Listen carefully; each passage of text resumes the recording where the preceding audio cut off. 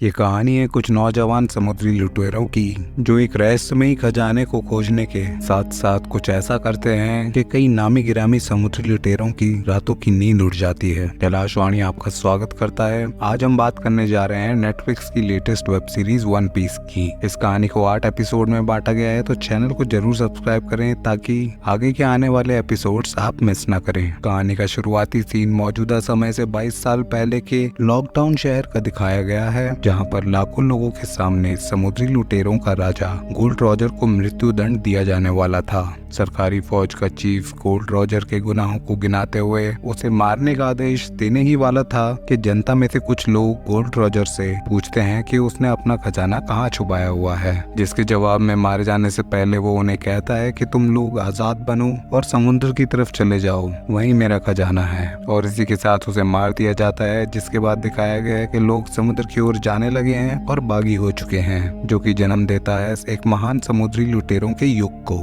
अगला सीन आज के समय का दिखाया गया है, जहां समुद्र के बीच में एक लड़का जिसका नाम है मंकी द लूफी अपनी बोट में बैठा हुआ है। उसकी नाव में पानी भर चुका था, तो वो अपने आप को एक बैरल में बंद कर देता है ताकि डूबे ना। आगे दो बड़े लुटेरों के जहाजों में जंग छिड़ी हुई है, जिसमें से एक शिप की कप्तान है अलवाइदा, जिसके सर पर 50 लाख रुपए का इनाम रखा हुआ है।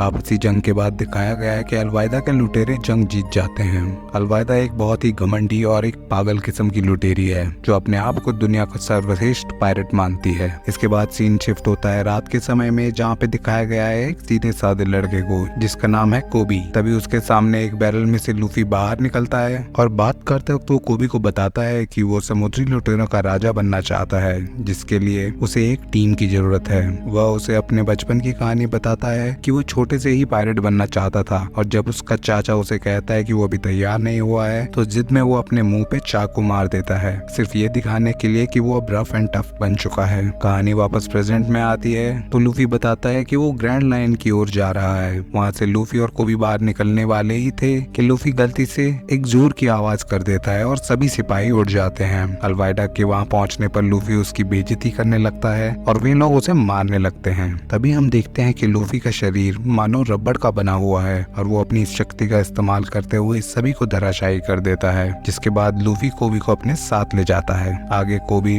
लूफी को बताता है कि वो बचपन से ही मरीन फौज में हिस्सा लेकर लोगों की मदद करना चाहता था। और यहाँ से कहानी शिफ्ट होती है सिक्सिस आइलैंड की तरफ, जहाँ हम देखते हैं एक पायरेट हंटर यानी लुटेरों को मारने वाले समुराई को, जिसका नाम है रोरोनोआ जोरो। वहाँ एक और आदमी था जो जोरो का पीछा कर रहा था, और वो जोरो को अपनी एजेंसी ज्वाइन करने का ऑफर देता है। जोरो इस ऑफर को ठुकरा देता है, जिसके चलते उनमें लड़ाई शुरू हो जाती है और हमें देखने को मिलता है कि जोरो के पास 3 खास तलवारें हैं, जिनकी मदद से वो पलक झपकते ही उस आदमी का काम तमाम कर देता है। वहीं कोबी लूफी से उसके लचीलेपन का राज पूछता है, तो वो बताता है कि बचपन में उसने अपने शिप में रखे हुए एक डेविल फ्रूट को खा लिया था और उसी के चलते उसमें ये काबिलियत आ गई थी। अब कोबी और लूफी समंदर के बीच में फंस गए थे और ग्रैंड लाइन के नक्शे के बिना वो आगे कहीं नहीं जा सकते, जिसके लिए वो पास के शहर के मरीन बेस में पहुंचते हैं। दरअसल लूफी को पता था कि वो नक्शा वहाँ मिलेगा और वो उसे चोरी करने आया था। इसी के साथ कहानी में एक और नए किरदार की एंट्री होती है नामी के रूप में, जो झांसा दे के 2 आदमियों से उनकी बोट लेके भाग जाती है। पेशे से नामी भी एक चोर थी और वो भी ग्रैंड लाइन के नक्शे की खोज में ही थी।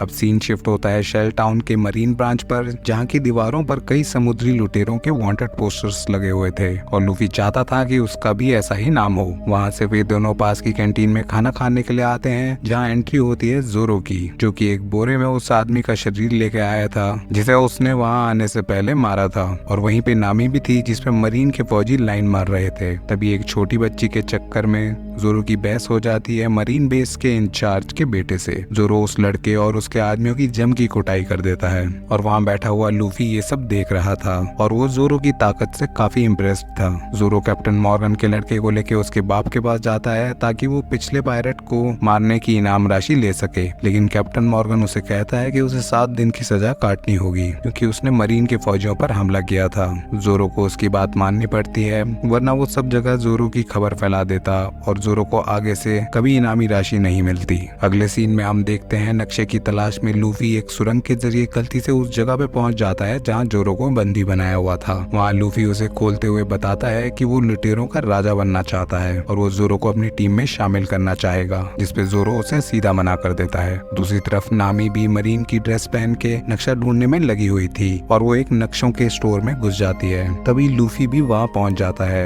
जहाँ उन्हें पता लगता है कि वे दोनों ही मैप के पीछे पड़े हुए हैं। तभी उनके सामने कैप्टन मॉर्गन आ जाता है, लेकिन नामी अपने आप को सिपाही बता के वहाँ से आगे निकल जाती है और इसी बीच उसने चालाकी से कैप्टन मॉर्गन से नक्शे की तिजोरी की चाबियां भी चुरा ली थी। थोड़ा आगे चलने पर कैप्टन मॉर्गन अपने घायल सिपाहियों को देख के समझ जाता है कि नामी वहाँ नक्शा चुराने आई थी और वो सिक्योरिटी अलार्म बजवा देता है। वहीं तिजोरी का ताला समय पर ना तोड़ने की वजह से लूफी को अपनी लचीली शक्ति का इस्तेमाल करना पड़ता है और वो तिजोरी समेत ही वहाँ से भागने लगते हैं। लेकिन उन्हें क्या पता था कि नीचे मैदान में उन्हें सैकड़ों मरीन सैनिक मिलेंगे। इस पूरी अफरा तफरी के बीच जोरो को भी वहाँ से बाहर निकलने का मौका मिल गया था, लेकिन लूफी ने उसकी मदद की थी, इसलिए वो भी उनके साथ मिल जाता है वहाँ सिपाहियों से लड़ने में। तभी वहाँ एंट्री होती है कैप्टन मॉर्गन की, जो बताता है कि उसने अकेले दम पे कई पायरेट्स को पकड़ा हुआ है और हम देखते हैं कि वो तीनों मिलकर कैप्टन मॉर्गन से लड़ने लगते हैं। मॉर्गन के शरीर का हर एक अंग एक हथियार की तरह था और उसे हावी होता देख जोरो अपनी तीसरी तलवार निकाल लेता है, जिसका इस्तेमाल वो आसानी से नहीं करता था